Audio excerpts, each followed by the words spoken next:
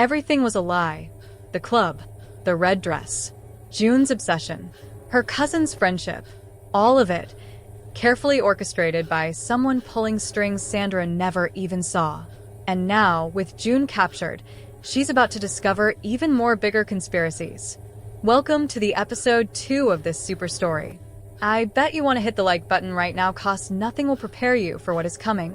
Tell me where you're watching from, and subscribe to the channel if you haven't. Sandra stared at her phone screen, hands trembling. Joon, bruised, bleeding, bound to a chair. For hours to decide whether she'd exchange her life for a man she'd met just 3 days ago. 3 absolutely unhinged, impossible, earth-shattering days. Miss Kanu. Tae appeared in the doorway, his expression grim. The boss left strict instructions. If anything happens to him, I evacuate you from Korea immediately. There's a private jet on standby. No. Sandra's voice came out stronger than she felt. I'm not leaving. Chin will execute you both. Then he executes us both. Sandra rose to her feet, still in that torn red evening gown, looking like royalty that had survived a war. I didn't fly to Seoul to watch people die because of me. Get me proper clothes and tell me exactly how we're bringing Joon home. Tae studied her face, then slowly he smiled. The boss chose wisely. 20 minutes later, Sandra stood in dark jeans, black shirt, leather jacket. Her box braids were pulled into a tight ponytail. She caught her reflection and barely recognized herself. 3 days ago, she was Sandra Kanu, single mom, skincare entrepreneur, playing it safe. Now she was about to walk straight into danger for a 25-year-old crime boss who'd somehow become her entire world.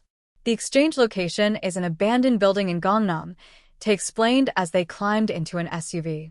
Chun wants you alone, but will position men around the perimeter. What's the actual strategy here? Sandra asked. You walk in. We extract the boss. Everyone gets out. That's not a strategy. That's wishful thinking. Tae's phone buzzed. His face drained of color. Miss Kanu, you need to see this. A video message appeared, not from Chun.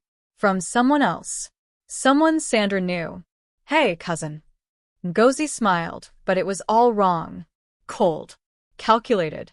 Bet you're confused right now, huh? Let me clear things up. Sandra couldn't breathe. That night at the club? I made sure you wore red. Made sure you danced exactly where Joon could see you. Set the whole thing up perfectly. The camera shifted, revealing another figure. Sandra's ex-husband Chitty stood there grinning. Surprise, Sandra. Chitty waved mockingly. We've been partners for 2 years now. See, we know about your skincare formula, the advanced one you've been developing. Worth billions if properly weaponized. But you're too ethical, too stubborn. You'd never sell it willingly. So we had to improvise. The trade conference invitation? Ngozi continued. That was us. Joon falling obsessively in love with you? Lucky accident that made everything easier. Chun as our business associate? All planned. Sandra felt the world tilting. Here's the real deal, Chitty said. We don't actually need Joon breathing. We just need you scared enough to hand over your complete formula. So here's what's happening. The camera moved again. Sandra's heart shattered into pieces. Her son Kachi, her baby boy, sat tied to a chair, tears streaming down his terrified face. Mama, please. I don't know what's happening. You've got 2 hours, Chitty said flatly. Bring us the completed formula or your son dies. I'll text the address. The video cut to black. Sandra couldn't move. Couldn't process. Her own cousin had set her up. Her ex-husband had orchestrated this nightmare. And her child, her precious boy. We'll retrieve him, Tae said firmly. But Miss Kanu, do you actually have the completed formula? No. Sandra's voice sounded hollow. I'm months away from finishing. Maybe longer. Then we fabricate it. Create convincing fake data. Make the exchange. Get your son. Then vanish before they realize it's counterfeit. And Joon? Tae hesitated. The video said they don't need him alive. If he's still breathing when we arrive, we extract him too. But your son is priority 1 now. Sandra closed her eyes. 2 hours ago, she was having dinner with a man who looked at her like she hung the moon. Now she had to choose between saving him or saving her child. Both, she said, eyes snapping open. We save both. I don't care how impossible that sounds. We're saving both of them. Miss Kanu. I'm 35 years old. I've spent my entire life being practical, playing it safe, making reasonable choices. Her voice grew stronger. Not today. Today we save them both or die trying. Tay studied her, then nodded. Then we need assistance. From someone Joon trusts above everyone else. Who? His sister. Sandra's blood went cold. His sister is dead. He told me his entire family was murdered. That's what the world believes. That's what keeps her alive. Tay made a call, speaking rapid Korean. Then he looked back at Sandra. She's coming. And Miss Kanu? She's more lethal than her brother. 30 minutes later, a woman entered the compound. Young, maybe 23, with long black hair and eyes like frozen steel. So you're the woman who made my brother lose his damn mind, she said in flawless English, assessing Sandra head to toe. I'm Minji. And you're fortunate I love my reckless brother, because this rescue operation is absolute suicide. Your brother thinks you're dead, Sandra said. Safer that way. Keeps enemies from using me as leverage. Minji pulled out a tablet displaying building schematics. The hotel where they're holding your son. 8 guards minimum. Chen's personally supervising. Your ex-husband and cousin are there, plus probably 20 more men we can't account for. Where's Joon? Different location. They split them to divide your focus. Minji's expression was ice. Smart. Makes rescuing both nearly impossible. Nearly impossible isn't the same as impossible. Minji smiled for the first time. I see why he's obsessed. Alright, here's the plan. It's insane, likely to get us killed, but it might actually work. The strategy was genuinely brilliant. Joon was being held at a warehouse 2 miles from the hotel. Minji would lead a team to extract him while Sandra made the trade for Kachi. Tay's tech specialist created fake research data sophisticated enough to pass initial scrutiny. They'll identify it as counterfeit within an hour, the tech guy warned. Probably faster. We only need 15 minutes, Minji said. Get in, execute the trade, get out. Disappear before they catch on. And if things go sideways? Sandra asked. Minji looked at her directly. Then you make absolutely certain your son escapes. That's all that matters. Sandra wanted to argue, but she knew Minji was right. If everything collapsed, Kachi had to survive. They traveled in separate convoys. Sandra, Tay, and 3 guards headed toward the hotel. Minji and her team went for Joon. Sandra's hands wouldn't stop shaking. She kept replaying that first night, the way Joon had looked at her, the way he'd made her feel truly alive for the first time in years. He genuinely loves you, Tay said quietly. I've worked for the boss for a decade. Never seen him vulnerable like this. Never. You changed something in him. I destroyed his life. No. You gave him something worth living for besides vengeance and power. That's not destruction. That's salvation. They arrived at the abandoned hotel, a nightmare structure of broken windows and decay. And waiting outside was Chitty. Sandra exited the SUV, the fake USB drive secure in her jacket. Tay and the guards maintained their distance as instructed. Sandra. Chitty smiled like they were meeting for lunch. You look well. Always did handle pressure gracefully. Where's my son? Where's my formula? Sandra held up the drive. Right here. Every calculation. Every note, everything you wanted. Now show me Kachi. Chitty gestured. Ngozi emerged, leading Kachi forward. Her son looked terrified but unharmed. Mama, I'm here, baby. Everything's going to be fine. Such a touching moment, Ngozi said with that horrible smile. Sandra, full disclosure, I never actually liked you. You were always so self-righteous about your precious formulas and helping humanity. Do you realize how much money you've been sitting on? That's the difference between us, Sandra said coldly. I wanted to save lives. You just wanted to get wealthy. And which one of us is winning right now? Ngozi laughed. Make the exchange, Chitty ordered. The drive for the boy. Sandra moved forward. So, did Ngozi with Kachi. They met in the middle. Sandra handed over the USB. Ngozi released Kachi. Run to Tay, Sandra whispered. Don't look back. Kachi ran. Chitty plugged the drive into his laptop immediately. Sandra's heart hammered. The fake data needed to hold for just a few more seconds. It's all here, Chitty said, sounding genuinely surprised. Every formula.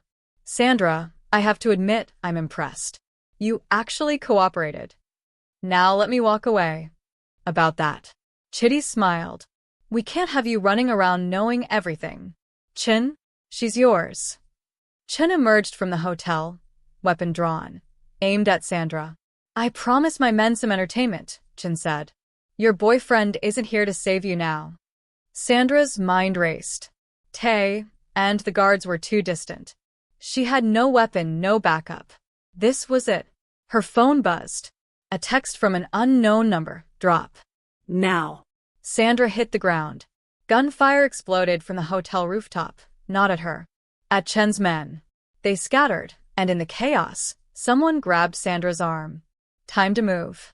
Minji appeared from nowhere, pulling Sandra to her feet. How did you? Rescue successful. Joon secure. Now run. They sprinted to the SUV, where Kachi was already inside. Tay floored the accelerator before they even closed the doors. Did it work? Sandra gasped. My brother's alive and heading to a secure location. Your son is safe. The fake formula will buy us maybe 30 minutes before they figure it out. Minji grinned. I'd call that victory. Where are we going? Somewhere they'll never locate us. Somewhere Joon's been preparing for years as a final contingency. They drove for over an hour, leaving Seoul behind, climbing into the mountains. Finally, they reached a compound that made the previous one look like a vacation rental. This was a fortress. And standing at the entrance, bandaged and bruised but alive, was Joon. Sandra was out of the vehicle before it fully stopped, running to him. He caught her, lifting her completely off her feet, burying his face in her neck. You came for me, he whispered hoarsely. You actually saved me. Your sister saved you. I saved my son. You saved both of us. He pulled back to look at her face. Sandra, I'm so sorry. This is entirely my fault. If I hadn't been so obsessed, if I'd just let you leave. Stop. She touched his face gently, careful of his injuries. I don't regret any of it. Not one moment. Your ex-husband has your research. Your cousin betrayed you. Your son is traumatized. How can you not regret this? Because I found you. Sandra's voice cracked. Because for the first time in years, I feel truly alive. Because even with everything falling apart, I'd rather be here with you than safe and bored back in Lagos. Joon kissed her then, deep and desperate. And Sandra kissed him back like he was air and she'd been suffocating. When they finally separated, Kachi stood there, arms crossed. So, her son said, this is the Mafia boss who turned my mom into an action hero. We need to discuss some serious boundaries. Despite everything, Sandra laughed. But miles away in that abandoned hotel, Chitty stared at his laptop screen. The data was corrupted. Fake. All of it. She played us, Ngozi breathed. That which actually played us. Find them, Chin ordered. I don't care what it costs. Find them and eliminate them all. And in a hospital room across Seoul, someone else watched everything unfold on security feeds. Someone who'd been orchestrating events even Chin didn't know about. The figure smiled and lifted a phone. Phase 1 complete. Activate the Seoul protocol. It's time Dr. Kanu learned what her research truly does. And why everyone wants her eliminated. The mountain fortress was stunning in a terrifying way. High walls, armed personnel everywhere, technology that probably cost more than Sandra's entire business. But what struck her most was the peace. The quiet. This is where I come when the world gets too loud, Joon said, his arm around Sandra's waist as they stood on a balcony overlooking mountains. His ribs were wrapped, face still bruised, but he was breathing. I built this 5 years ago. Nobody knows about it except Minji, Tae, and now you. It's beautiful. It's yours. Everything I have is yours. He turned to face her. Sandra, I need to ask something, and I need complete honesty. Okay. Do you want to go home? Back to Lagos? Back to your life? His voice was carefully controlled. Because I'll let you go. If that's what you need, I'll put you and Kachi on a plane tomorrow. I'll make certain Chitty and Chin never find you. You'll be safe. Sandra looked at him for a long moment. Is that what you want? What I want? Joon laughed bitterly. I want to keep you here forever. I want to wake up beside you every morning. I want to watch you do that thing where you bite your lip when you're thinking. I want everything, Sandra. But I'm a selfish bastard who's already destroyed your life. So I'm trying to do the right thing for once. The right thing. Sandra repeated. Then she grabbed his shirt and pulled him close. The right thing would have been letting me leave that first night. Not investigating my entire life. Not sending flowers and designer dresses. Not making me fall in love with you in 3 days. Joon's eyes widened. You love me. I'm furious about it. It's completely insane. We barely know each other. You're a criminal. I'm a businesswoman. This shouldn't work. She kissed him softly. But yes, I love you. He kissed her back, deeper this time, his hands in her braids, and Sandra felt like she was falling and flying simultaneously. Mom. Kachi's voice interrupted. Sorry, but we have a problem. They found Kachi in the compound's control room with Tae and Minji, all staring at computer screens. What is it? Joon asked. The fake research we gave Chitty. Minji pointed to surveillance footage. He figured it out faster than anticipated. 20 minutes. And now he's making moves. The screen showed Chitty and Chin meeting with someone Sandra didn't recognize, an older Korean man in an expensive suit. Who's that? Sandra asked.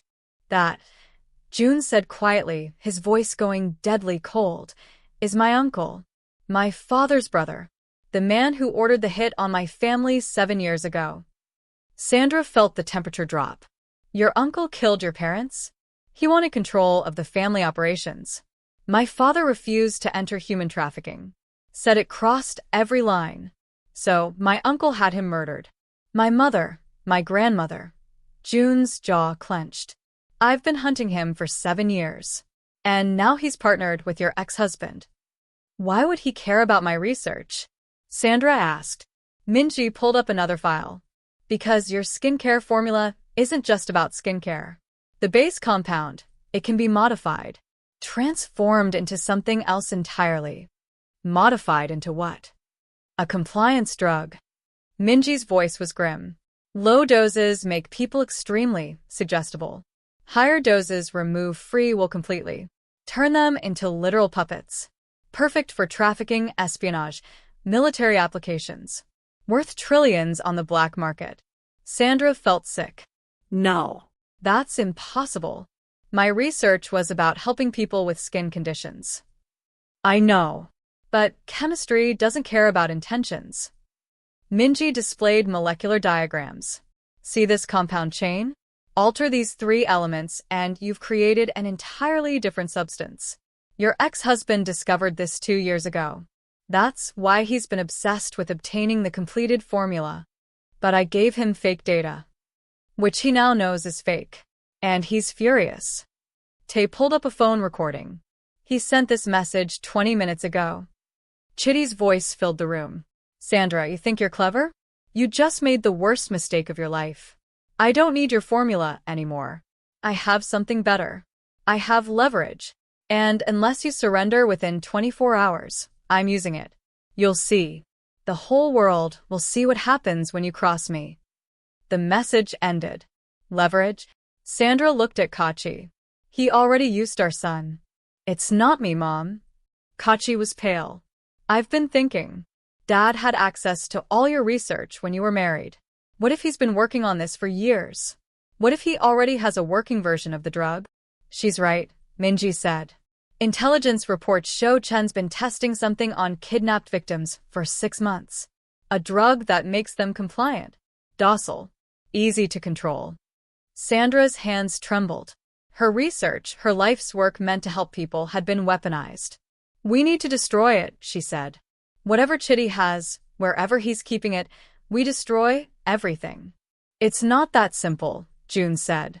My uncle has resources, political connections. If we move against him openly, we'll trigger a war we can't win. Then we don't move openly. Sandra's mind was already working. We outsmart them. Use what they want against them. What do you mean? They want my completed formula, right? They think it'll give them the perfect version of the drug. Sandra's eyes sharpened. So we give it to them. But we build in one tiny modification. Something they won't detect until it's too late. Minji caught on immediately. A poison pill hidden in the formula. Exactly. We let them think they've won. Let them manufacture the drug. And then it destroys itself. And anyone attempting to use it. Joon finished, smiling. Sandra, you're brilliant. I'm angry. And an angry scientist is extremely dangerous. They worked through the night. Sandra recreating her research from memory, engineering in a molecular self-destruct sequence that would activate under specific conditions. It required absolute precision. This is beautiful, Minji said, watching Sandra work, in a terrifying way. If they attempt mass production, it'll contaminate their entire operation. Good. Sandra didn't look up from her calculations. They wanted to weaponize my research. They can choke on it. By dawn, they had a complete plan. Sandra would offer to trade the genuine formula in exchange for guaranteed safety for herself and Kachi. They'd execute the exchange at a neutral location, let Chitty believe he'd won, then watch his empire burn. It's risky, Tae said. If he identifies what you've done before manufacturing. He won't. He's too arrogant. Sandra's voice was hard. Chitty always thought he was smarter than me. Smarter than everyone. That's why I divorced him. That ego is going to destroy him. Joon pulled Sandra aside before they departed. Are you certain about this? Once we do this, there's no going back. My uncle, Chun, Chitty, they'll all come for us. Let them come. Sandra touched his face gently. I'm done running. I'm done letting people use me. You asked if I want to go home. This is my home now. Here. With you. Even though I'm a criminal? Even though you're a criminal who's obsessively in love with me and has more red flags than a parade. She smiled. Besides, someone needs to keep you from getting killed every 3 days. He laughed and kissed her. I love you, Dr. Kanu. I love you too, you insane mafia boss.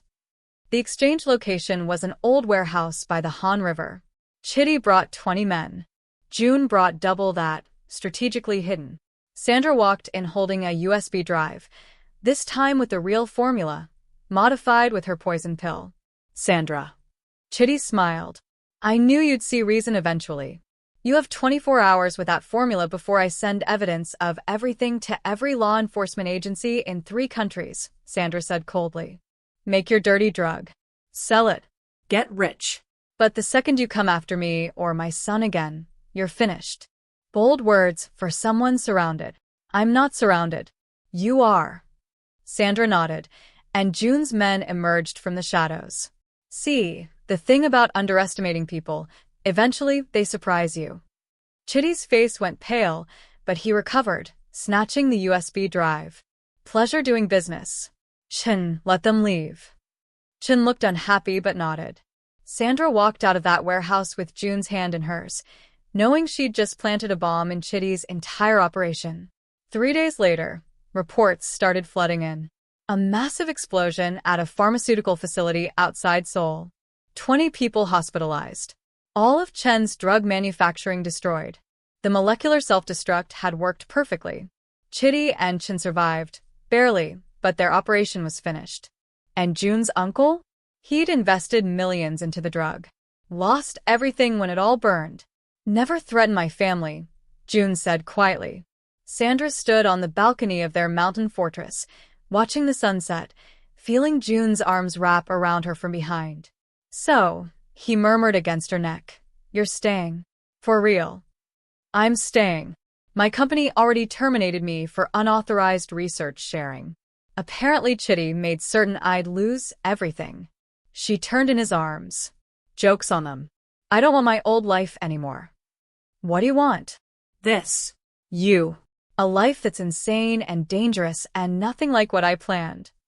She smiled. Also, I'm going to need a lab. If I'm stuck in Korea dating a mafia boss, I might as well continue my research. The real version. The one that actually helps people. I'll build you the best lab in Asia. With ethical funding this time. With ethical funding, Joon agreed, grinning. See? You're already making me better. Kachi appeared on the balcony. Mom, Minji's teaching me self-defense. Also possibly how to hack security systems. Just thought you should know. Of course she is, Sandra sighed. I like it here, Kachi said quietly.